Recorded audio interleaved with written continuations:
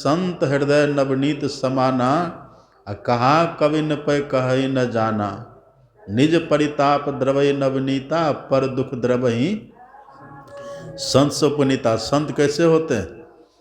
संत का जो हृदय होता है ना, वो मक्खन की तरह होता है, कोमल होता है। लेकिन दोनों में फर्क होता है। मक्खन भी कोमल होता है और संत का हृदय भी कोमल होता है। दोनों में अंतर क्या है? मक्खन जब भी पिघलता है तो अपने में गर्मी लगने से पिघलता है। मतलब मक्खन जब भी पिघलता है ना, तो अपने दुख से पिघलता है। लेकिन संत महात्मा जब भी पिघलते हैं तो दूसरों के दुख को देख करके पिघलते हैं। यही अंतर है।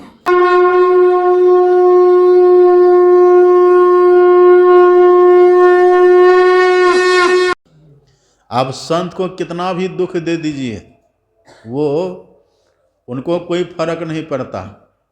कोई पूजत फूलन मालन से सब अंग सुगंध लगावत है, कोई लोक निरादर कार करे मग धूल उड़ावत है तन में। उनको माला पहना दीजिए तब भी ठीक है, फूल चढ़ा दीजिए तब भी ठीक है, स्तुति कर दीजिए तब भी ठीक है, निंदा कर दीजिए, शूल भोंक दीजिए तब भी ठीक है। वो सब अवस्था में सम रहते हैं। लेकिन जब गरीबों के दुख को देखते हैं, किसी दूसरे के दुख को देखते, तो संत पिघल जाते हैं। तो सत्संग वास्तव में गरीब हो कि अमीर, सत्संग सबके लिए बराबर है। तुलसीदास जी लिखते हैं, सब ही सुलभ। सत्संग अमीर गरीब नहीं देखता है।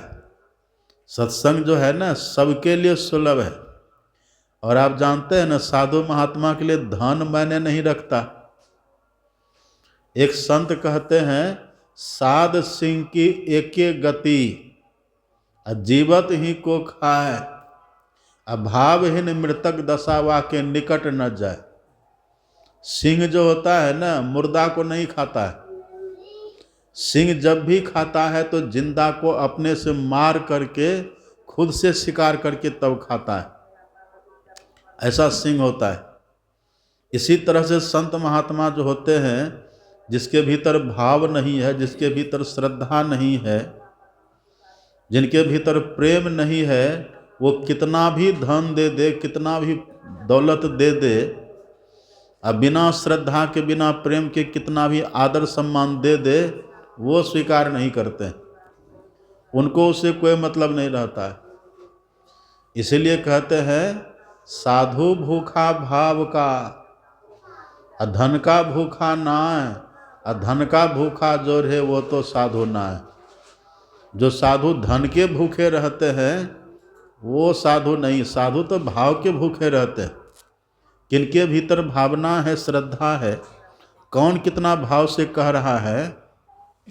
साधु महात्मा तो भावना को देखते, श्रद्धा को देखते, प्रेम को देखते। प्रेम है तो ठीक है, प्रेम नहीं है तब आप कुछ भी दे दीजिए, उसका तिरस्कार कर देंगे। और यदि श्रद्धा है तब, श्रद्धा है, प्रेम है, तो आपके घर में नमक रोटी भी खा करके गुजारा कर लेंगे, है ना। आपके घर में धरती पर बैठ करके, लेट करके गुजारा कर लेंगे। उनको प्रेम चाहिए। अपने देश में एक बहुत बड़े संत हुए हैं, संत समर्थ गुरु रामदास, सुने होंगे नाम आप लोग। शिवाजी महाराज के गुरु थे समर्थ रामदास। रामदास जी के कई शिष्य थे, तो किन्हीं की कोई सेवा करने का भार था, किन्हीं की कोई सेवा करने का भार, सब अपना अलग अलग सेवा करते थे। एक शिष्य का काम था पान लटा करके देना, पान लगा करके, पान की खिल्ली बना करके उनका काम था भोजन के बाद रोज देना। समर्थ रामदास जी पान खाते थे, जर्दा नहीं खाते थे, जर्दा में नशा होती है। पान आप भी खा सकते, पान खाइए, कत्था खाइए, चूना खाइए, उसमें दोष नहीं है। दोष है जो पान के साथ में जर्दा खाते हैं ना, जर्दा नशीला होता है, उसमें नशा होती है। तो जर्दा नशा के कारण से पान खाना मना ही करते हैं। और यदि वो जर्दा न हो, नशा न होता, पान खा सकते हैं। समर्थ गुरु रामदास जी थे तो वो पान खाते थे। अब पान खाने से लाभ क्या है? अब देखिएगा, बुढ़ापा जब आता है ना, वृद्धावस्था में, ये जो हम लोग की घुटना है, घुटना में जो ये होता है ना रिंग टाइप का जो मुड़ता है, जिससे पैर हमारा मुड़ता है, उसमें ग्रीस होता है, ग्रीस। वो परमात्मा की बनावट है। जैसे इधर भी घूमने वाले चीज़ों में ग्रीस लगाते हैं ना, तो वो उस तरह का होता है उसमें। तो वो बुढ़ापा में ख़त्म हो जाता है। आप देखते हो कितने कितने बूढ़े लोगों का, बूढ़ी माताओं का जो घुटना न कट कट चट चट की आवाज़ करती है ना, उठने बैठने में दर्द होता है। तो यदि कोई पान का वो डंटी खाए ना, पान का जो डंठल होता है, पान का डंठल खाने से वो ग्रीस उसमें पूरा होता है, उसका वो लाभ है। तो पान में खासियत भी तो है, पान में बड़ा लाभ है। तो वो डंठल पान के पत्ता से ज़्यादा लाभ करता है। तो समर्थ गुरु रामदास जी थे, वृद्ध थे, तो उनका नियम था वो पान खाते थे।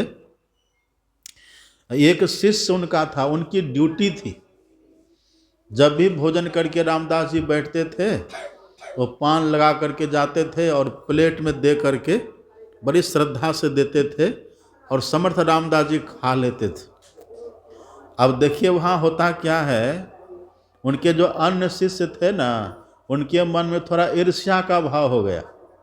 इनके हाथ का लगाया हुआ पान गुरु महाराज खाते हैं, हम लोग देते तो नहीं खाते हैं, या हम लोगों से नहीं लेते हैं। ईर्ष्या का भाव होता है ना, ईर्ष्या सबके भीतर होती है, ईर्ष्या की भावना। इच्छा द्वेष समुत्थे न द्वंद्व मोहे न भारत, सम्मोहन सर्वभूतानि सर्गे यान्ति परंतप। येषाम तंत्रगतम पापानाम जनानाम पुण्य कर्म नाम ते द्वंद्व मोह निर्मुक्ता भजन्ते माम दृढ़ व्रता। भगवान श्री कृष्ण गीता में कहते हैं अर्जुन से कि अर्जुन, ईर्ष्या द्वेष इच्छा द्वेष की भावना सबके भीतर होती है, और जब तक ये भावना रहेगी ना तब तक पाप होता रहेगा, पाप की वृत्ति बनी रहेगी। और जब तक पाप की वृत्ति रहेगी तो भजन होगा? भजन तब तक नहीं होगा। पापवंत कर सहज प्रभावो, अब भजन ते ही भाव न खाओ। जिनके भीतर पाप की वृत्ति रहती है उसका मन भजन में नहीं लगता है, उसको भजन करने का मन ही नहीं करेगा। और यदि कदाचित वो भजन पर बैठ भी जाएंगे तो उठ पुट करके भागेंगे, वो बैठ ही नहीं पाएंगे। वही भगवान श्री कृष्ण कहते हैं अर्जुन से कि अर्जुन, ये ईर्ष्या द्वेष इच्छा द्वेष ये सबके भीतर होता है, और इसके होने से व्यक्ति के भीतर पाप की वृत्ति जगती है। और जब तक पाप रहेगा तब तक भजन नहीं होगा, भजन नहीं होता है। इसलिए जिसका पाप नष्ट हो गया है ना, उसका मन सदैव भजन में लगता है। तो ईर्ष्या द्वेष की भावना होती है ना। अन्य जो उसके गुरु भाई थे सबके मन में ईर्ष्या का भाव कि इसी से गुरु महाराज पान का बिड़वा खाते हैं, हम लोगों को ये सेवा देते ही नहीं है, ये कितना आसान सेवा, हल्का सेवा है। लेकिन गुरु तो पात्र देखते हैं ना, जैसे सोनार सोने की पहचान करता है और जैसे जौहरी हीरे की पहचान करता है, ऐसे संत को सुपात्र की पहचान होती है। संत देखते हैं कौन सुपात्र है। समर्थ रामदास जी ने कहा कि नहीं नहीं, पान मुझे जब भी देगा तो यही देगा, इसी के हाथ का मैं पान खाऊंगा। और सबके मन में ईर्ष्या द्वेष का भाव। बाद में जब अति वृद्ध हो गए ना समर्थ रामदास जी, तो एक सिलबट्टा, पान कुटने वाला सिलबट्टा होता ना लोहा का, उसको क्या बोलते हैं? खरल। अपने क्षेत्र में उसको खरल बोलते हैं। उखल मूसल जानते हैं ना आप, छोटा वाला लोहा का होता है। उसी खरल में जब वो वृद्ध हो गए, दांत कमजोर हो गया, दांत अथवा झड़ गया, मुंह में दांत नहीं रहा, वृद्धावस्था में दांत झड़ जाती है ना मुंह की जब दांत उनकी झड़ गई तो वही खरल में पान को कूट लेते थे, सब मिला करके पान को कूट करके और तब जा करके गुरु महाराज को देते थे, तो वो खाते थे। इधर सब गुरु भाइयों में ईर्ष्या का भाव हो गया। एक दिन क्या किया, उनको परेशान करने के लिए, गुरु महाराज इस पर नाराज हो ऐसा भाव लेकर के वो सिलबट्टा को ही चुरा के रख लिया। उनके जो अन्य गुरु भाई लोग थे ना, वो खरल ही चुरा करके रख लिया, न ये रहेगा, न पान कुटेगा, न देगा, और समय से नहीं देगा तो गुरु महाराज बिगड़ेंगे और फिर सेवा किसी दूसरे के हाथ में दे देंगे। इसी भाव को लेकर के वो चुरा के रख दिया। इधर देखिए भोजन कर लिए, गुरु महाराज भोजन पर बैठे हैं और सिलबट्टा वो खोज रहे कि पान को कूट करके देना है, तो जगह पर रहता तब न मिलता, वो तो छुपा दिया था, जगह पर था नहीं। अब बेचारा जहाँ तहाँ खोजा, इधर खोजा उधर खोजा, जब कहीं नहीं मिला और समय देख रहा तो समय पास हो रहा है, टाइम पास हो रहा है। अब ये डर गए कि यदि गुरु महाराज को समय से हम नहीं देंगे तब फिर वो क्या कहेंगे। तो अब वो क्या किए, झटपट से जब सिलबट्टा उनको नहीं मिली ना तो मुंह से ही पान को चबा लिए, अपने मुंह में लेके पान को चबा लिए और वही उगल करके प्लेट में लेके जाके गुरु महाराज को दे दिए, वही जूठा वाला दे दिए। और गुरु महाराज के हाथ में जैसे दिए वहाँ दिए, तो गुरु महाराज भी ऐसे, संत तो अंतर्जामी होते हैं ना। अपने सदगुरु महाराज जी लिखते हैं पदावली में, अंतर पथगामी अति निकामी अंतर्यामी है। अंतर्यामी होते हैं ना। वो जूठा था यद्यपि, वो जानते थे, फिर भी शिष्य का प्रेम इतना था, उनकी श्रद्धा उनकी भक्ति ऐसी थी, समर्थ रामदास जी जूठा पान भी खा गए, जूठा पान को खा लिए। 1 दिन हुआ, 2 दिन हुआ, 3 दिन हुआ, जब भी भोजन करके बैठे और सिलबट्टा तो था नहीं, तो वही मुंह से चबा करके वो गुरु महाराज को दे देते थे। अन्य जो गुरु भाई थे, अब उनके मन में हुआ कि यही मौका है, चलो गुरु महाराज को शिकायत करेंगे। और जैसे गुरु महाराज जानेंगे ना ये जूठा जूठा पान खिलाता है गुरु महाराज को, इस पर बहुत बिगड़ेंगे, इनकी सेवा छीन जाएगी, इनकी सेवा छीन लेंगे गुरु महाराज, फिर हम लोगों को सेवा देंगे। सब गुरु भाइयों के मन में यही भाव था।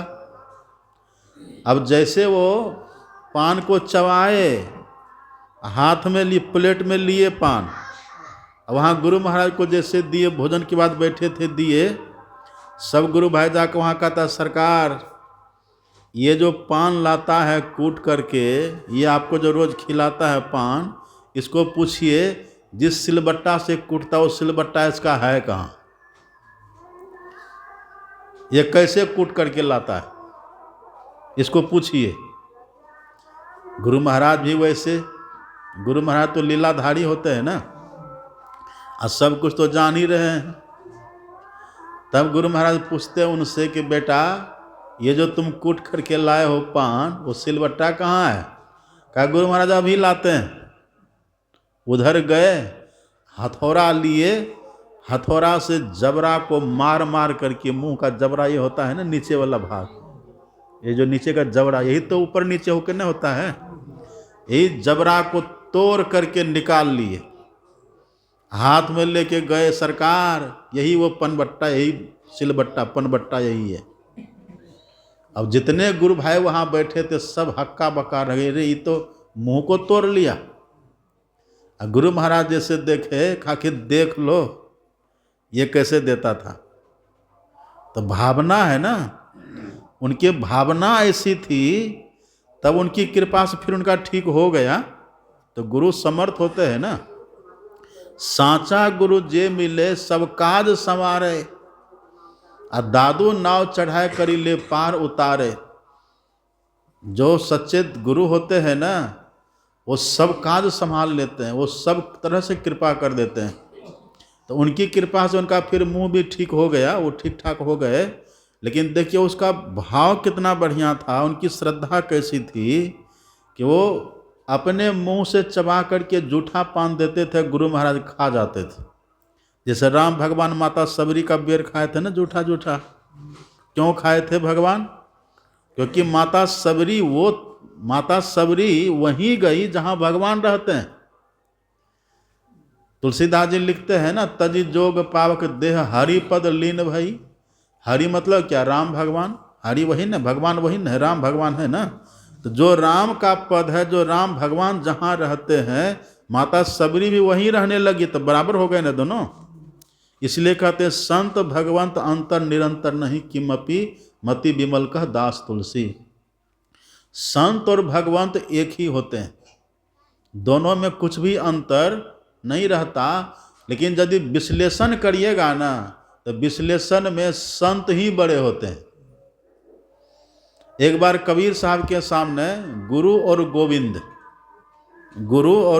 गोविंद मतलब भगवान कृष्ण, और गुरु उनके जो गुरु थे दोनों, तो दोनों गुरु और गोविंद दोनों कबीर साहब के सामने आते हैं। अब बड़े लोग आए तो प्रणाम करेंगे ना। कबीर साहब के मन में होता है कि गुरु महाराज भी आए हैं, अब भगवान भी आए हैं, भगवान भी हैं, गुरु महाराज भी हैं, तो दोनों में प्रणाम पहले किसको करें? अब प्रणाम करते हैं पहले किसको? जो बड़े होते उसी को ना प्रणाम करते हैं। पहले बड़े को प्रणाम और तब छोटे को प्रणाम करते हैं। और यदि कोई पहले छोटे को प्रणाम करे तब और बड़े को बाद में करे तब, कहते ये या तो अनजान है या तो उदंड है। पर कबीर साहब तो महापुरुष हैं। कबीर साहब के मन में होता है कि गुरु महाराज भी आए हैं, अब भगवान भी आए हैं, तो आखिर हम प्रणाम पहले करें किनको? असमंजस में थोड़ा है, पहले भगवान को करें कि पहले गुरु महाराज को करें। वही देखिए कबीर साहब लिखते हैं, गुरु गोविंद दो खरे, गुरु भी खरे हैं और भगवान भी खरे हैं। गुरु गोविंद दो खरे काके लागों पाए, पहले किनके पैर पड़े, पहले किनको प्रणाम करें? तब उधर से भगवान खड़े थे ना, उधर से भगवान इशारा करते हैं, ये असमंजस में क्या पड़े हो, दुविधा में क्या पड़े हो? बलिहारी गुरु आपने जिन गोविंद दिए बताए। भगवान ने इशारा किया कि पहले गुरु महाराज को प्रणाम करो, हमको बाद में करना। भगवान ही फैसला कर दिए। वही राम भगवान जब गए थे माता सबरी के यहाँ, तब भगवान ने क्या कहा था? सातम सब मोहि मैं जग देखा, मौते संत अधिक करी लिखा। हे सबरी, पूरा संसार को तो मेरे समान समझो, पर जो संत होते संत मुझसे भी विशेष होते हैं। तो जब व्याख्या करेंगे ना तो संत आपको भगवंत से बड़े निकलते हैं। लेकिन ऐसे हम लोग कहते हैं कि संत और भगवंत दोनों बराबर होते हैं। लेकिन कौन संत भगवान के बराबर होंगे? इस मानव तन में रह करके जो वेश बना लिए, साधु का वेश बना लिए, तो भगवान के बराबर हो जाएंगे? वेश से कोई संत होता है? संत भेष से होत नहीं, नहीं कथे बहु ज्ञान, और नहीं मठ के अधिपति बने, नहीं किए तीर्थ स्नान। बहुत बड़े आश्रम बना करके कोई सोचे कि हम संत बन गए, ऐसा नहीं होता। या जो तीर्थों में जाकर के स्नान करे और वो सोचे हम संत हो गए, तो संत हो गए?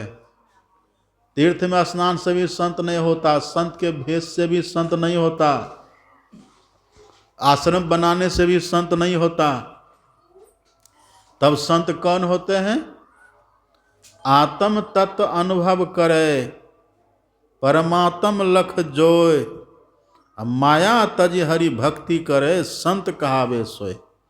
संत वो होते हैं जो अपनी पहचान कर लेते कि ये मैं हूँ। अभी अपनी पहचान हम लोगों को हुई है। अभी यहाँ इतने लोग बैठे हुए हैं, यदि पूछे आप कौन है तो क्या कहिएगा? आप कैसे? तो लोग कह देते हम तो, कोई कहते हम काले हैं, कोई कहते हम गोरे हैं, कोई कह देते हम नाटे हैं, लंबे हैं। ये तो आप शरीर की बात कह रहे हैं। शरीर अलग है, आत्मा अलग है। जो शरीर से अलग करके आत्मा को पहचान लेते हैं वो कहलाते हैं संत। और जो आत्मा को पहचान लिए फिर वही परमात्मा को पहचानते हैं, वो कहलाते हैं संत। और जो माया का त्याग कर दिए तो अपनी पहचान, फिर ब्रह्म का पहचान, तो वही कहलाते हैं संत। ये संत की परिभाषा है ना। भेष कैसा भी हो पर जिसके ऊंचे ख्याल है, और दिन बाहर से दिखे पर भीतर से मालो माल है। कोई कहता भिक्षु है, कोई कहता कंगाल है, पर गुदरी पहने वो गुदरी का लाल है। कुछ भी वेश पहने हो, कैसा भी वेश पहने हो, चाहे लाल में हो, सफ़ेद में हो, यदि भीतर से वो अपने की पहचान कर ली और परमात्मा की पहचान कर ली तो वो संत है। धोती कुर्ता में है तब भी संत है, पैंट शर्ट में है तब भी संत है। किसी भी वेश में है तो वो संत है। और जो अपनी पहचान नहीं किए, अपना दर्शन जो नहीं किए, ईश्वर का दर्शन जो नहीं किए, वो कितना भी बड़ा जटा बना ले, दाढ़ी मोछ बना ले, अथवा मुंडन कर ले, सफ़ेद पहन ले, गेरुआ पहन ले, तो संत होगा? वो संत नहीं होते। इसलिए संत वे होते हैं जो अपना दर्शन कर लिया। ऐसे जो संत होते हैं वो संत भगवान और वो संत दोनों बराबर होते हैं, क्योंकि जो भगवान को जानते हो भगवान ही हो जाते हैं। जानत तुम्हें हो जाए, जो भगवान को जानते हो भगवान हो जाते हैं। इसलिए दोनों में कोई अंतर नहीं होता है। देखिए, हम सब जितनी आत्मा है ना, मानव, हम मनुष्य हम लोग हैं, मानव तन हम लोगों को मिला हुआ है। मानव तन में जो भी जीवात्मा है, उस सभी जीवात्मा का लक्ष्य क्या है? और भी आप जानते हैं 84 लाख प्रकार का शरीर होता है।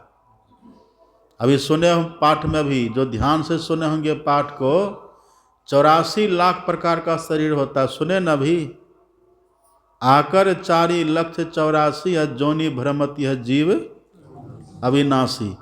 आकर मतलब होता है खान। 4 खान है, अंडज, पिंडज, उष्मज और अंकुरज। ये 4 खान है। और 4 खान में 84 लाख योनियां हैं। ये जितना पेड़ पौधा सब देख रहे हैं ना, पेड़ पौधाओं की संख्या है 30 लाख। 30 लाख प्रकार का पेड़ पौधा स्थावर होता है। और 9 लाख जल में रहने वाले जीव होते हैं। 9 लाख जलचर मानो।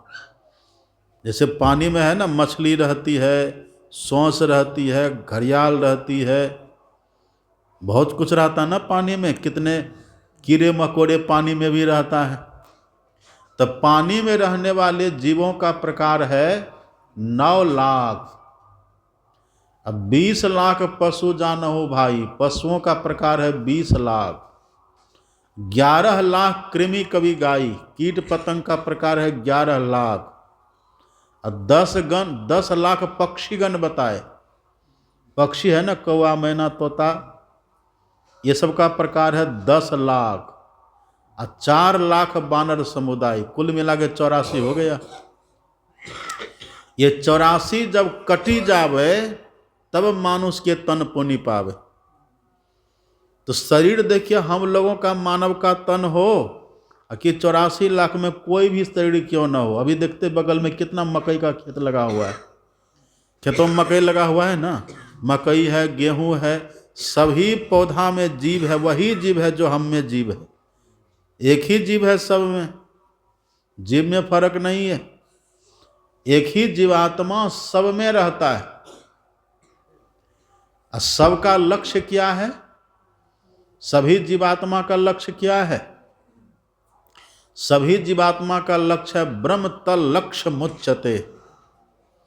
सभी जीवात्मा का लक्ष्य है ब्रह्म की प्राप्ति। जो मानव तन में जीवात्मा है, इसका भी लक्ष्य है ब्रह्म की प्राप्ति। जो गेहूं मकई में है जीवात्मा, उसका भी लक्ष्य है ब्रह्म की प्राप्ति। जो पेड़ पौधा में है, जो पशु पक्षी में है, कीड़ा मकोड़ा में है, जलचर थलचर में है, जितने जीव हैं, सभी जीव का एक ही लक्ष्य है ब्रह्म की प्राप्ति, परमात्मा की प्राप्ति सबका लक्ष्य है। अब देखिए, गंगा नदी में जल बहता है ना, कल कल छल छल करके पानी बहता रहता है। उस पानी का लक्ष्य क्या है? पानी का लक्ष्य क्या है? गंगा सब पानी का लक्ष्य है समुद्र से जाकर के मिलना। क्यों लक्ष्य है? उसका कारण क्या है? क्योंकि जो भी पानी है, चाहे गंगा का पानी हो, कावेरी का पानी हो, नर्मदा का पानी हो, ये जितना पानी है ना, ये सब पानी अंश है समुद्र का। इसलिए सब उधर, सबका लक्ष्य है समुद्र से जाकर के मिलना। अब दिया जलाइए, मोमबत्ती जलाइए, मोमबत्ती का टेम किधर जाता है? उसका जो दीप शिखा होती किधर? सबका देखते हैं ऊपर की तरफ रहता है ना। आप लैंप जलाइए, वो भी देखिए ऊपर की तरफ उठेगा, है ना। दीपक जलाइए, ऊपर की तरफ जाएगा। मोमबत्ती जलाइए, वो भी देखिए ऊपर की तरफ जाता है। अब चूल्हा में आग जलाइए, देखिए ऊपर की तरफ जाता है। जंगल में आग लग जाए, देखिए ऊपर की तरफ जाता है। क्यों जाता है ऊपर की तरफ? क्योंकि ऊपर में सूर्य है। जितने प्रकार की अग्नियां हैं ना, वो सभी अग्नियां अंश है सूर्य देवता, सूर्य के, सब उधर भागता है। इसका मतलब ये होता है, जो जिसका अंश रहता है ना, सभी अंश अपने अंशी की तरफ भागता है। अंशी का लक्ष्य होता है अंश, अंश का लक्ष्य होता है अंशी। इसी तरह से आप और हम किनके अंश हैं? आप और हम कहने का मतलब क्या? जीवात्मा। ये जीवात्मा किसका अंश है? हाँ, तुलसीदास जी लिखते हैं ना, ईश्वर अंश जीव अविनाशी अचेतन अमल सहज सुख राशि। हम सब ईश्वर की संतान हैं, उनका अंश हैं। तो जो जिनका अंश रहता है वो उधर ही भागता है। आप एक मिट्टी का ढेला लीजिए, ऊपर आकाश में उसको फेंक दीजिए, किधर जाएगा वो? नीचे आता। क्यों? गुरुत्वाकर्षण की बात तो जो है सो है ही है, वो तो अलग बात है। लेकिन वो चूंकि मिट्टी का अंश है ना, धरती का अंश है, जमीन का अंश है वो ढेला, इसीलिए वो जमीन की तरफ, धरती की तरफ दौड़ता है। तो जो जिसका अंश रहता है वो उसी की तरफ जाता है, लक्ष्य उसका वही होता है। तो हम सब जितने जीवात्मा हैं, चाहे मानव के तन में रहने वाला जीवात्मा हो, पशु पक्षी की देह में रहने वाला जीवात्मा हो, कीड़ा मकोड़ा के देह में रहने वाला जीवात्मा हो, कि पेड़ पौधा में रहने वाला जीवात्मा हो, सबका लक्ष्य है परमात्मा। सबका लक्ष्य परमात्मा। ब्रह्म तन लक्ष्य मुच्यते। लेकिन परमात्मा मिलेंगे किनको? परमात्मा किनको मिलेंगे? लक्ष्य तो सबका परमात्मा से मिलना है, लेकिन परमात्मा से कौन जीवात्मा मिलेंगे? जो मानव तन में जीवात्मा आता है ना, मानव तन में रहने वाला जीवात्मा ही परमात्मा से मिलता है। जीवात्मा तो पेड़ पौधा में भी है, लेकिन वो मिलेगा। माता सबरी का नाम सुने हैं ना आप लोग? माता सबरी पहले क्या थी? आज सबको जानते। माता सबरी पहले खिखिरनी थी। कहीं पर संत महात्मा आए थे, सत्संग हुआ था, संत महात्माओं की भीड़ हुई थी, तो संत महात्मा वहाँ पर भोजन भंडारा किए थे। भोजन के बाद जो कुछ जूठा अन्न था वहाँ पड़ा हुआ था, वो खिखिरनी कहाँ से आ गई? कहीं से आई, और उसी संत महात्मा का जो जूठा था उसको खा लेती है। और जूठा पानी जो गड्ढा में पड़ा हुआ था, उसी पानी को पी लेती है, उसी में वो लोट पोट करके नहा भी लेती है। तो संत का जूठा मिल गया ना, संत का प्रसाद उसको मिल गया। उसी जूठा से, उसी प्रसाद से वो खिखिरनी बाद में वही खा करके मर गई। अब खिखिरनी है ना, पशु है, खिखिरनी है, जानवर है वो। अब खिखिरनी जानवर है, वो संत महापुरुष का संग तो नहीं किया, सत्संग तो नहीं सुना, और उनका जूठा जो खा पी लिया, अब वो जानवर देखिए मर करके मनुष्य बन गया। तो उसकी उन्नति हो गई ना। मानव तन के अलावा जितने शरीर है दूसरे प्रकार के, उसमें जितनी जीवात्माएं रहती है, यदि उसको साधु का संग मिले, उनको भी लाभ होता है। आपको पता है पेड़ पौधा को भी संत महात्मा के दर्शन से, संग से लाभ होता है। कटिहार, आप देखें ना, अपना आश्रम कटिहार में है। कटिहार का एक, कटिहार जिला में पड़ता है मनिहारी। मनिहारी में आश्रम है ना अपना। वहाँ आश्रम मनिहारी में एक नया हॉल बनने वाला था, सत्संग हॉल नया। और तब सदगुरु महाराज जी वहाँ थे ही। तो लोगों ने कहा कि सरकार यहाँ हॉल बनाने का विचार है, लेकिन जहाँ पर हॉल बनता उसी जगह पर एक कटहल का पेड़ लगा हुआ था, बहुत सुंदर कटहल का पेड़, बहुत फलता था। तो सबों ने कहा कि फलता हो तो ठीक है, लेकिन हॉल बनेगा तो हॉल की जगह में कमी हो रही है। ये कटहल का पेड़ यदि कट जाए तो यहाँ हॉल बहुत अच्छा बनेगा। लेकिन गुरु महाराज जी वहीं थे, तो कैसे काट देते बिना पूछे? सबके सब जाते सदगुरु महाराज जी के पास। सदगुरु महाराज जी से कहते कि सरकार आदेश हो, यहाँ पर हॉल जो बनेगा तो कटहल के कारण से हॉल की जगह में कमी आ रही है। तो सदगुरु महाराज जी बोले कि नहीं नहीं, कटहल को मत काटो, मना कर दिए। लेकिन लोगों के मन में होता था कि हॉल तो सब दिन बनता नहीं है, एक बार जो बनेगा तो फिर दोबारा जल्दी थोड़े न बनेगा, अस्थाई काम होता है। और सबके मन में ये भाव, और गुरु महाराज जी मना कर दिए। अंतिम में सब जाते हैं। अभी जो आचार्य श्री है ना अपने महर्षि हरिनंदन परमहंस जी महाराज, उनके पास कुछ लोग गए। अब ये साथ में ही थे उस समय। तो लोगों ने मिलकर कहा कि बाबा आप जरा गुरु महाराज जी से प्रार्थना करिए, ये कटहल का पेड़ तो यहाँ बहुत है, लेकिन ये जगह हॉल की जगह यहाँ पेड़ रहने से जगह कम पड़ जाएगी। तो आप जरा सदगुरु महाराज जी को प्रार्थना करिए, आप मनाइए कि वो मान जाए। तो ये पूज्यपाद आचार्य श्री डरते डरते जाते गुरु महाराज जी के पास। गुरु महाराज से मुंह लगाने की शक्ति सामर्थ्य किसी में नहीं था। उनके पास कोई बात बनावे ऐसा साहस कोई नहीं करता। ये डरते डरते गए गुरु महाराज जी के पास, हाथ जोड़ के कहते सरकार सबका कहना है कि हॉल तो बारंबार नहीं बनता है, एक कटहल का पेड़ यहाँ रहेगा, सब दिन तो रहेगा नहीं पेड़, और ये रहेगा यहाँ तो हॉल भी अच्छा नहीं बनेगा, जगह कम हो जाएगी। इसलिए कृपा किया जाए, इसको काटने का आदेश दे दिया जाए। अब देखिए गुरु महाराज से प्रार्थना किया ना, तो सदगुरु महाराज जी क्या किए, कहा कि ठीक है मेरी लाठी ले आओ। जो लाठी थी सदगुरु महाराज जी के ला करके दिया, और गुरु महाराज जी लाठी के सहारे जाते वही कटहल के पेड़ के पास, और कटहल को ऐसे पकड़ लिए। अब देखिए पेड़ को ऐसे पकड़ लिए गुरु महाराज। जो संत होते हैं ना वो पेड़ पौधा की भाषा भी जानते हैं। संत सर्वज्ञ होते हैं।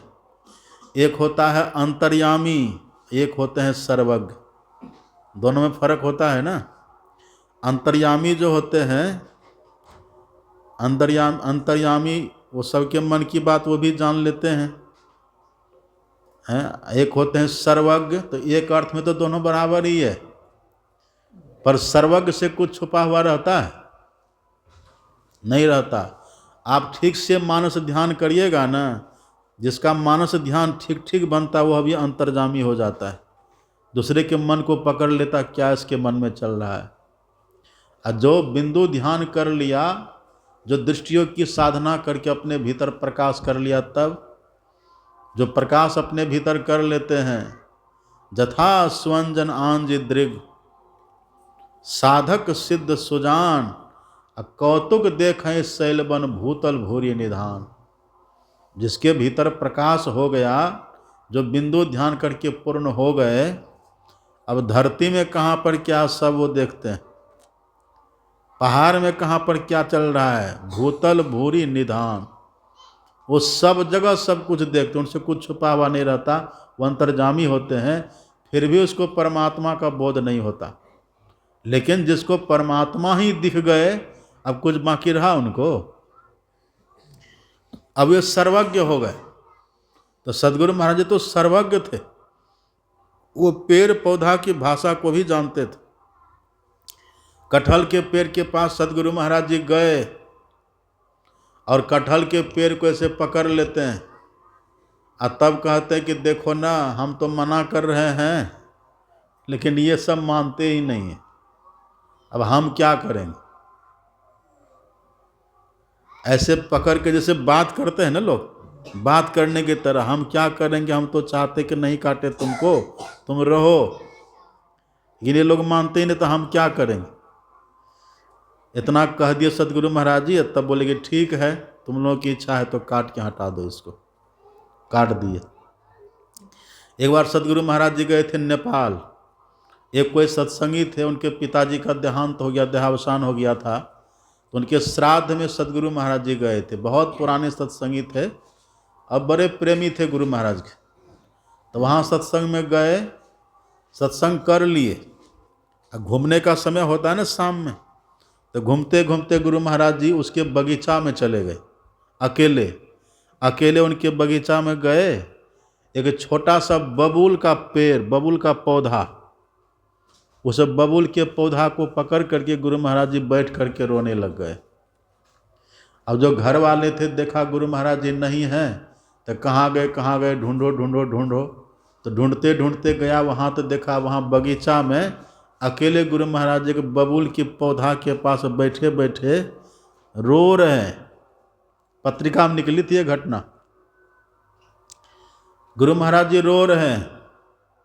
तो जो घर वाले थे वो गए गुरु महाराज के पास, साष्टांग प्रणाम किए, क्षमा याचना किए, सरकार हमसे क्या भूल हो गई, क्या अपराध हुआ, आप यहाँ अकेले आ गए, अकेले आखिर क्यों रो रहे हैं, बहुत तरह की बातें जो देखा वहाँ। तब गुरु महाराज जी देखिए कहते हैं कि देखो जी, ये जो बबूल की पौधा है ना, ये तुम्हारे पिताजी हैं। सुन रहे बात? ये तुम्हारे पिताजी हैं, और तुम्हारे पिताजी के लगा हुआ बगीचा है, लगाया हुआ, उनको बगीचा से बहुत प्रेम था। जब वो मरने लगे थे तो मरने के समय उनको बगीचा की याद आ गई थी। बगीचा की याद में जो मरे ना, उसी के कारण से वो मर करके ये बबूल का पौधा, बबूल का पेड़ बन गया है। तुम इसको कुछ करना मत, ये अपने आप सूख जाएगा, तब इसको उखाड़ के फेंक देना। तो देखिए जीवात्मा है ना उसमें, जो जीवात्मा पहले उसके पिताजी थे वही न मर करके वहाँ गए हैं, वही न बबूल का पेड़ बने हैं। जीवात्मा कटहल के पेड़ में थी, तब ने गुरु महाराज जी कटहल के पेड़ से बोल रहे थे। तो देखिए वो जो खिखिरनी है, खिखिरनी के भीतर भी तो जीवात्मा है। सब जीवात्मा एक ही है, जो खिखिरनी के भीतर है, पेड़ के भीतर है, जीवात्मा तो सब ईश्वर का अंश ही ना है। तो ये सब जो जीवात्मा है, मानव तन के अलावे जो जीवात्मा है, इनको भी सत्संग से लाभ होता है। स्वामी राम तीर्थ एक बार थे उत्तराखंड में, उधर हिमालय में थे, साधना कर रहे थे। उनके मन में हुआ कि मैंने सत्संग की बड़ी महिमा सुनी है, सत्संग से मनुष्यों को तो लाभ होता ही है, लेकिन हमने सुना कि सत्संग से अन्य जीवों को भी लाभ होता है। एक ठूंठ पेड़ था, सूखा हुआ पेड़, ठूंठ पेड़ के पास गए स्वामी राम तीर्थ। अब पेड़ को अपने हाथ से पकड़ लिए। सुन रहे कि सो रहे हैं? अब लोग ठीक ठाक है ना सब? वो क्या किया स्वामी राम तीर्थ, पेड़ को पकड़ लिए। अब पेड़ को पकड़ करके 1 घंटा प्रवचन दिए। वहाँ और कोई नहीं था, सूखा पेड़ को पकड़ करके 1 घंटा तक प्रवचन देते रहे। 1 घंटा प्रवचन दे दिए, अब फिर चले गए अपनी जगह पर जहाँ रहते थे, वहाँ चले गए। अब इनके मन में 7 दिन के बाद इनके मन में होता है कि हमने सुना कि सत्संग की बड़ी महिमा, सत्संग से लाभ सबको मिलता है। तो जहाँ पेड़ के पास मैंने सत्संग किया था, ठूंठ पेड़, सूखा हुआ पेड़ था, उसमें क्या परिवर्तन हुआ, उसको क्या लाभ हुआ, चल करके देखना चाहिए। स्वामी राम तीर्थ जब वहाँ जा करके देखे, तो जो पेड़ ठूंठ था, जो पेड़ सूख गया था, सत्संग के प्रताप से फिर वही पेड़ हरा भरा होकर के डाल पात से लद गया। तो सत्संग का लाभ सबको मिलता है, लेकिन उसको सत्संग का बड़ा से बड़ा लाभ क्या मिलेगा अन्य शरीरों में रहने वाले जीव को? उसको पहले मानव का तन मिलेगा। वो खिखिरनी थी ना पहले, सबरी माता पहले खिखिरनी थी, लेकिन जो साधु महात्मा के जूठा को प्रसाद के रूप में पाया और जूठा जल में नहलाया, तो वो खिखिरनी से राजकुमारी बन जाती है। बन गई ना राजकुमारी। अब फिर वही राजकुमारी, संस्कार देखिए, खिखिरनी की देह में रह करके जो साधु महात्मा का जूठा पाया था, उसका जो संस्कार था उसके भीतर राजकुमारी जो बनी है, अब राजकुमारी बन करके वो खिखिरनी राजकुमारी बन करके भी साधु महात्मा के प्रति बड़ी श्रद्धा की भावना रखती थी। सबको साधु महात्मा से प्रेम होता है? सबको नहीं होता। साधु महात्मा से प्रेम सबको नहीं होता है। और यदि साधु महात्मा से प्रेम हो गया, तब वो मुक्ति का द्वार खोल देता है। इसलिए भगवान कपिल ने अपनी माता देवहूति से कहा था, पढ़ेंगे भागवत को। भागवत में लिखा हुआ है, माता देवहूति को भगवान कपिल ने कहा था। भगवान कपिल ने कहा था, प्रसंग मजरम पासम आत्मनः कवयो विदुः स एव साधु सुकृतो मोक्ष द्वारम अपावृतम। भगवान कपिल ने कहा था देवहूति से कि माता, आसक्ति व्यक्ति को नरक में डाल देती है। आसक्ति व्यक्ति के लिए अछेद बंधन है, लेकिन वही आसक्ति, वही प्रेम स एव साधु सुकृतो, किसी साधु महात्मा से हो जाए, वही प्रेम, हे माता, उसके लिए खुला हुआ मोक्ष का द्वार हो जाता है। आसक्ति अगर परिवार से हुआ तो बंधन, यदि साधु महात्मा से हुआ तब वो मोक्ष का खुला हुआ द्वार हो जाता है। तो वो राजकुमारी थी, फिर भी साधु महात्मा के प्रति बड़ी श्रद्धा की भावना। जो भी साधु महात्मा आवे, माता सबरी जो राजकुमारी थी ना, सबका सम्मान करे, सबका आदर करती थी। जो भी साधु महात्मा जो सबका सम्मान करे। उसी क्रम में एक दिन अच्छे पहुँचे हुए संत, आत्मनिष्ठ आत्मज्ञानी संत वहाँ पहुँच गए। और राजकुमारी को तो सेवा करने का स्वभाव था ही, स्वभाव बस उसने उस साधु की भी सेवा कर दी, संत की भी सेवा कर दी। और संत तो त्रिकालदर्शी, संत ने देखा इनका दिव्य संस्कार है। संत कहते, बोलो बेटी, मांगो तुम्हें क्या चाहिए। माता सबरी ने कहा, तो ठीक है महाराज, आप मुझे देंगे जो मैं मांगूंगी। कहा, अवश्य बोलो क्या चाहिए।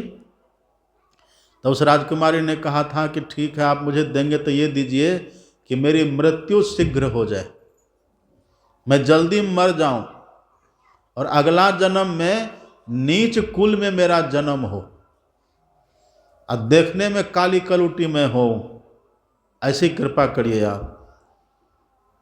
कहा ठीक है। तो वही न बनी फिर राजकुमारी, ही न बनी थी माता सबरी। तो जब खिखिरनी थी तब सत्संग का फल उसको मिला, तो मानव हो गई। अब मानव में जो सत्संग का उसको फल मिला है, अब इस जन्म में आकर के उनको मतंग ऋषि गुरु मिलेंगे। मतंग ऋषि जब मिलेंगे तब फिर एक ही जन्म में उसको जो लक्ष्य है ना जीवात्मा का, परमात्मा की प्राप्ति, वो परमात्मा का दर्शन उनको हो जाएगा, लक्ष्य की पूर्ति हो जाएगी। अच्छा, नदी का पानी कब तक चलता रहेगा? नदी के पानी की गति कब तक रहेगी? जब तक कि समुद्र से नहीं मिलता तब तक रहेगी ना। समुद्र का पानी कभी बढ़ता है? कितनों पानी बह बह करके जाए समुद्र में, वो उतना ही रहता है, स्थिर रहता है। और एक होता है प्रशांत महासागर। अन्य समुद्रों में तो ढेब उठता है, तरंगें उठती है, पर प्रशांत महासागर में तरंग नहीं उठता, बिल्कुल शांत रहता है। तो नदियों में गति तब तक रहती है जब तक कि समुद्र में जाकर के वो नहीं मिलती है। इसी तरह से इस जीवात्मा को आवागमन का चक्कर, जन्म मृत्यु का दुख तब तक रहता है जब तक कि परमात्मा का दर्शन ये नहीं करता। सुन रहे थे ना पाठ में, भगवान ने कहा, आकर 4,84,00,000 जोनि भ्रमत यह जीव अविनाशी। अभी जो हम सब मनुष्य बने हुए हैं, पहली बार बने हैं मनुष्य। इसके पहले कहाँ कहाँ थे, कोई आता पता है कि नहीं को? रोज हम लोग गाते हैं, सदगुरु महाराज जी ने रटा दिया है हम लोगों को। रोज हम लोग गाते हैं, युग युगान चहु खानी में भ्रमी भ्रमी दुख भूरी, बहुत दुख झेले।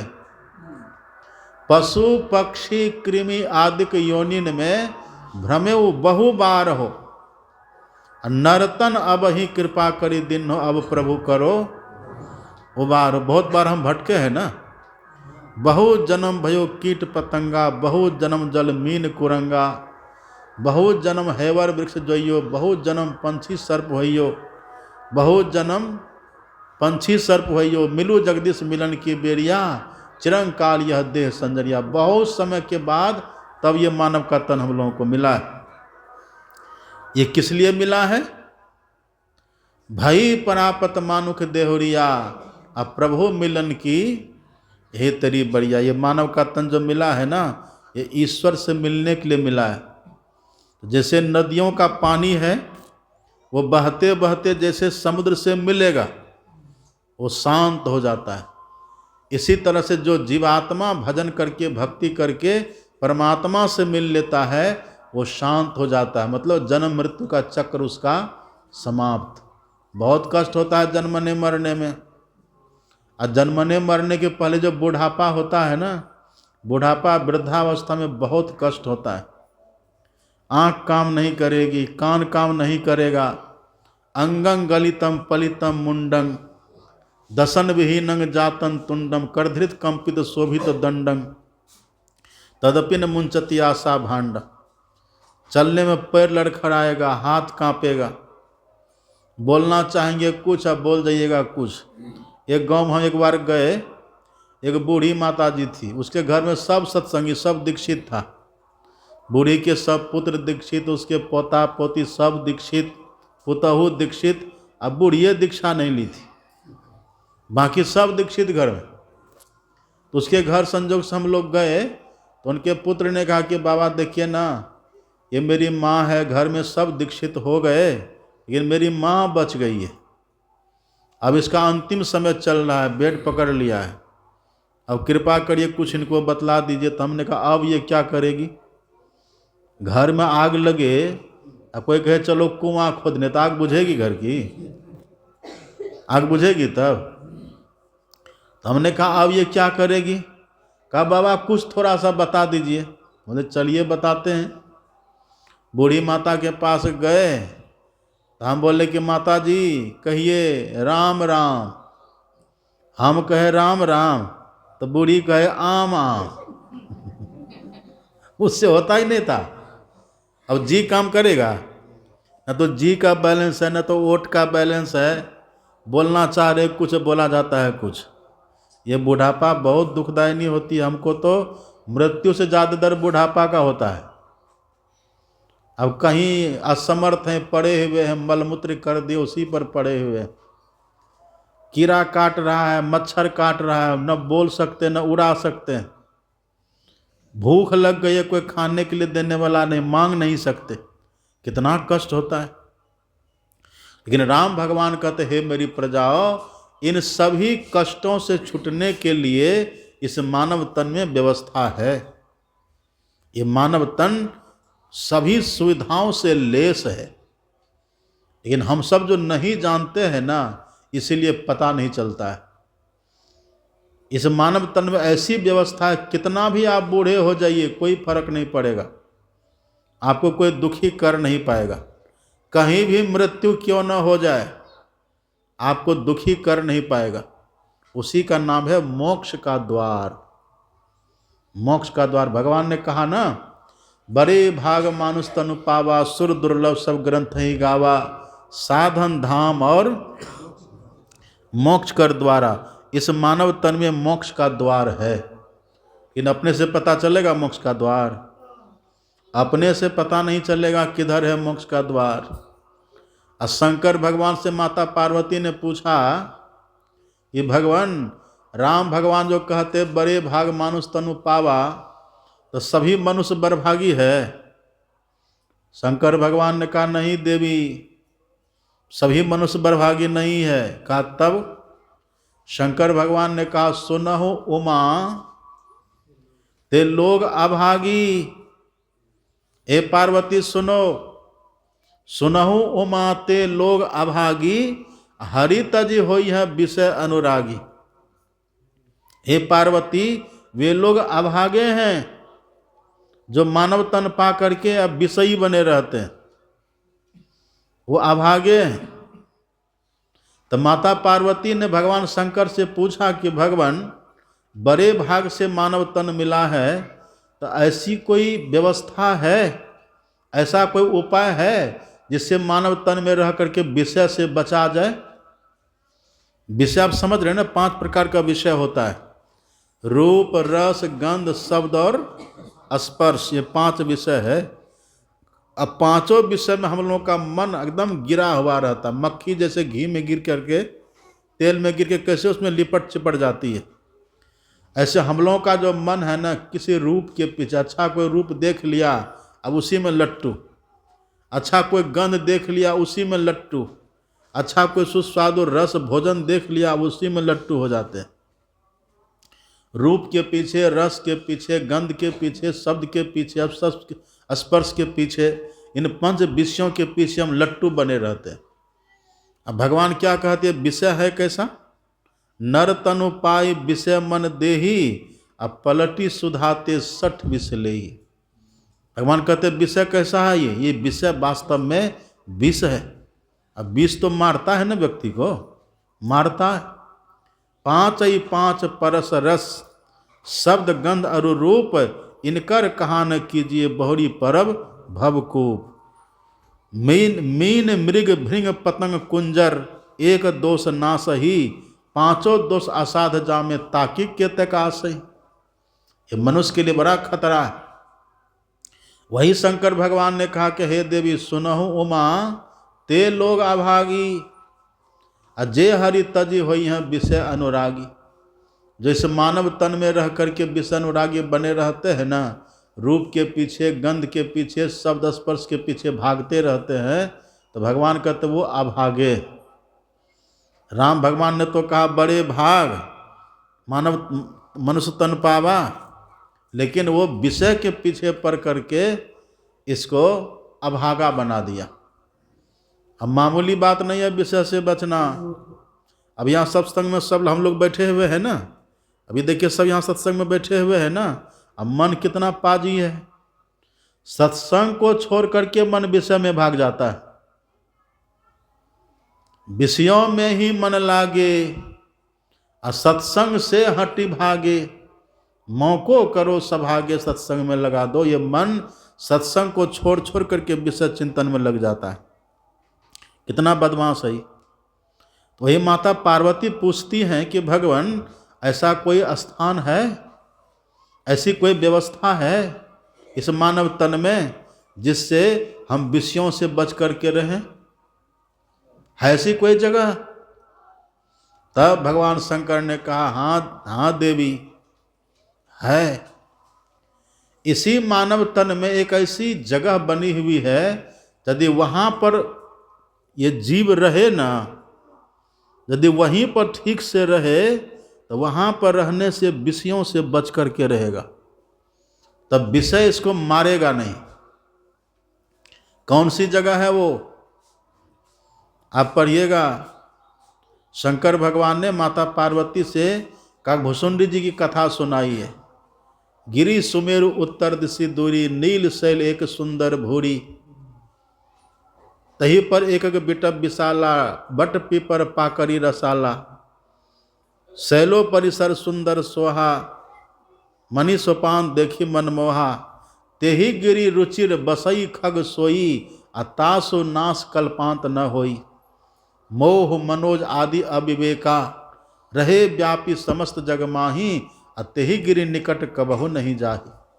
भगवान शंकर कहते हे देवी, काकभुसुंडी एक ऐसी जगह पर रहता है जहाँ कोई विकार नहीं है।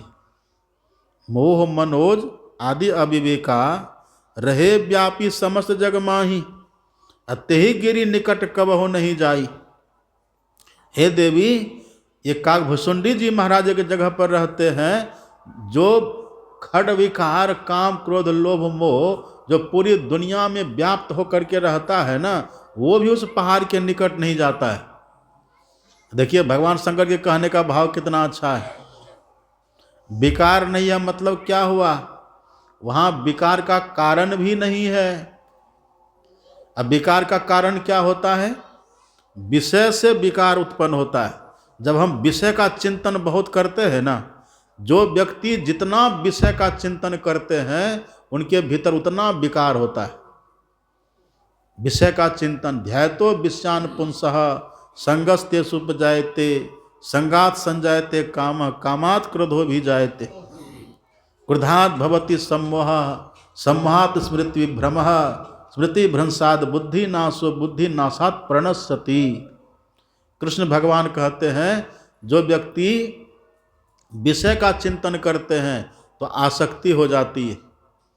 विषय पाने की वो फिर प्रयास करता है। यदि विषय मिल गया तो और चाहिए, कामना उसकी भड़क जाती है, और नहीं मिलेगा तब क्रोध होता है। क्यों नहीं मिला, अब क्रोध हो गया। अब क्रोध व्यक्ति को होता है तो बोध रहता है, क्रोध से अबोध होता है कि नहीं? क्रोध अबोध कर देता है, और जो व्यक्ति अबोध होता है उसका पतन हो जाता है, फिर वो अपने कर्तव्य से भ्रष्ट हो जाता है। और जो कर्तव्य से भ्रष्ट हो गया वो मानवता से भ्रष्ट हो जाता है, और जो मानवता से भ्रष्ट हो गया वो मर करके 84 लाख में चला जाता है, उसकी दुर्दशा हो जाती है। तो भगवान शंकर कहते देवी एक ऐसी जगह है जहाँ पर रहने से विषयों से बचा जाता है। वो जगह है जहाँ काग भुसुंडी रहते थे। ये जगह कहीं कहीं बाहर में है, दुनिया में खोजिएगा तो मिलेगा कहीं ये जगह। वास्तव में काग भुसुंडी कहते किसको हैं? काग का अर्थ होता है कौवा, और काग का भाव एक होता है जीव। काग का भाव जीवात्मा, जीव भी होता है। अब भुसुंडी का अर्थ होता है ज्ञानी। जो ज्ञानी जीव होता है ना, वो ज्ञानी जीव नीलगिरी पर्वत पर स्थिर होकर के रहता है। नीलगिरी पर्वत किसको कहते हैं? आंख बंद करते क्या दिखता है? क्या दिखता है आंख बंद करने पर? अंधकार दिखता है ना। उसी अंधकार में आप और हम जीवात्मा रहते हैं, है ना। आप पढ़िए पदावली में, जगतम कूप बराही भयंकर, तन बिच घोर अंधारी, तामे जीव सहे नाना दुख, सुधि निज घर की बिसारी। हम लोग के भीतर जो है ना, जो घोर अंधकार है, उसी घोर अंधकार में हम लोग रहते हैं। घोर अंधकार में जीवात्मा का वासा है। उसी घोर अंधकार में आज्ञा चक्र भी है। हम लोग उसी में रहते हैं वहाँ, लेकिन बसते नहीं है वहाँ, बसते हैं पूरे देह में। रहते हैं वहाँ लेकिन फैले रहते हैं पूरे देह में, बहिर्मुखी रहते हैं। इसलिए अपने सदगुरु महाराज जी कितना अच्छा कहते हैं, पदावली में पढ़िए। अपने सदगुरु महाराज जी कहते हैं, योग हृदय में वासना, तन वास है तो क्या। और दूसरे भजन में कहते मन, मन तुम बसो तीसरो नैनामा। तीसरी आंख कहिए तब भी वही बात, और योग हृदय कहिए तब भी हम लोग रहते हैं वहीं, लेकिन वहां रह करके बहिर्मुखी बने हुए हैं। और बहिर्मुखी रहने के कारण हम सब पूरी देह में फैले हुए हैं। अब ये देखिए ना, जगे हुए हैं ना, यहाँ मच्छर काटे यहाँ मच्छर काटे, दोनों पता चलता है कि नहीं? पूरे देह में फैले हुए हैं ना, बहिर्मुखी बने हुए हैं ना, हैं उसी जगह पर लेकिन बहिर्मुखी बने हुए। तो भगवान शंकर कहते हैं, जो वहीं पर स्थिर होकर के रहे ना, जो शांत होकर के वहीं पर रहे, कैसे रहेंगे?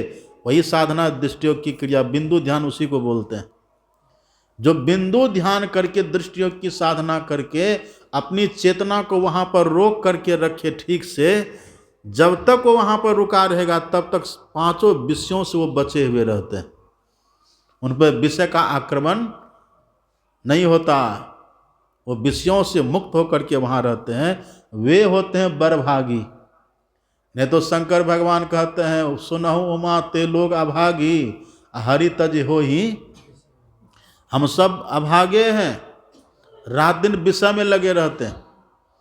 धन है वो साधक जो खूब बढ़िया से एक मंत्र का जप करते हैं, मानस जप करते हैं, मानस ध्यान करते हैं, और तब वहाँ पर 10वां द्वार में योग हृदय में, वहाँ नीलगिरी पर्वत पर स्थिर होकर के रहते हैं। वो सभी विषयों से बच करके रहते हैं। अब वहाँ पर स्थिर होकर के रहने का लाभ क्या है? वहाँ पर जैसे स्थिर होकर के रहेंगे ना, अपने गुरु महाराज जी लिखते हैं पदावली में, ऐन महल पट बंद के चलो सुख मन घाटी हो, दृष्टि डोरी स्थिर रहे तम बिचही में फाटी हो। अंधकार फट जाएगा। अंधकार फटने से होगा क्या? ज्योति मंडल धसी धाय के निरखत बैराठी हो। आप ज्योति मंडल में दौड़ करके प्रकाश में चले जाइएगा और वहाँ पर आपको भगवान का विराट रूप दिखलाई पड़ेगा। भा प्रकाश मिटल अंधियारी, सुख भयल बहुत तेर है, और गुरु कृपा की कीमत नहीं, मिटल 84 फेर है। अब 84 लाख में जाना नहीं होगा, लेकिन जब तक भीतर में अंधकार है बहुत बड़ा खतरा है। जब लग नहीं निज हृदय प्रकाश, अरु विषय आस मनवाही, तुलसीदास तब लग जग जोनी, भ्रमत सुख सपने हो नाहीं। जब तक भीतर में अंधकार है ना, 84 लाख में जाते रहेंगे। कुकर सुकर गधा गिदर पेड़ पौधा ये सब बनते रहेंगे, बहुत कष्ट होगा। लख 84 भ्रमी के पाँव पर अटके आए, अब की पासा ना पड़े, फिर 84 जाए, फिर 84 लाख में जाएंगे। तो अच्छा बुद्धिमान मनुष्य वो है जो अपने भीतर यही दृष्टियोग की साधना करे। कहाँ पर करे? जहाँ पर करे उसी का नाम है मोक्ष कर द्वारा। यही नर भगवान कहते हैं ना, साधन धाम मोक्ष कर द्वारा। तो मोक्ष का द्वार है किधर, ये अपने से पता नहीं चल